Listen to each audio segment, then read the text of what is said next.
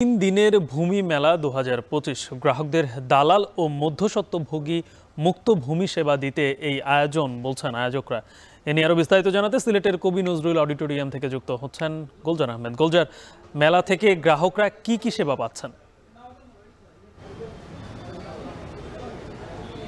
দেখুন, আসলে সারা দেশেই যে ভূমি মেলা ২০২৫ শুরু হয়েছে, সিলেটেও একই সময় গতকাল থেকে আসলে এই মেলার কার্যক্রম শুরু হয়েছে। আজকে দ্বিতীয় দিন। ইতিমধ্যে প্রথম দিন আসলে যে তথ্যগুলো আমাদেরকে দেওয়া হয়েছে যে এখন পর্যন্ত প্রায় ৩,০০০-এরও অধিক সাধারণ মানুষ যারা আসলে ভূমি তাদের কাগজপত্র ঠিক করতে বা নানান সেবা নিতে তারা কিন্তু এখানে এসেছেন।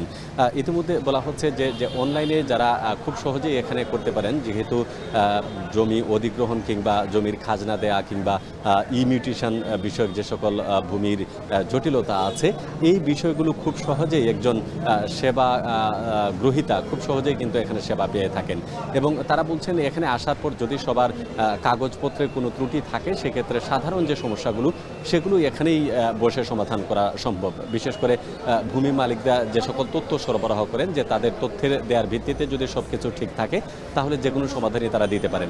এছাড়া রেকর্ড রুম সংক্রান্ত নানান জটিলতা থাকে। দেখা যায় যে যখন জমি অধিগ্রহণ করা হয় তখন নানান আসলে জটিলতা সেবা গ্রহীতা যারা আছে তারা সম্মুখীন হন। সেই সকল সেবাগুলো তারা খুব সহজেই এখানে জরিপ এবং সেটেলমেন্ট সহ যাবতীয় যে কার্যক্রমগুলো আছে তারা সহজেই কিন্তু এখানে সেবা দিতে পারেন। এখানে দু একজন সেবা গ্রহীতা যারা আছেন তাদের কাছে আমরা আসলে জানতে চেয়েছিলাম যে এখানকার কার্যক্রমটা কেমন। তারা বলছেন যে প্রতি বছর যেহেতু এটা হয় এবং অনেক মানুষ আসলে অপেক্ষা করে থাকেন এই ধরনের সেবা গ্রহণের জন্য, এবং অফিস আদালতে গিয়ে যে ধরনের নানান হয়রানির শিকার হতে হয়, এখানে মূলত সেই হয়রানিটা নেই।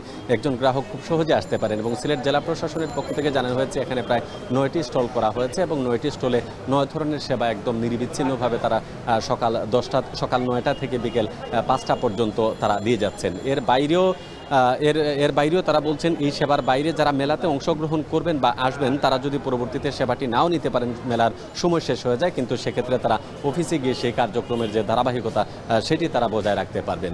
তো এইভাবে আসলে সিলেটের যে ভূমি মেলা ২০২৫ কার্যক্রম চলমান রয়েছে এবং এটা আগামীকাল পর্যন্ত চলমান থাকবে। এই হচ্ছে আমার কাছে সর্বশেষ তথ্য ভূমি মেলা সম্পর্কিত।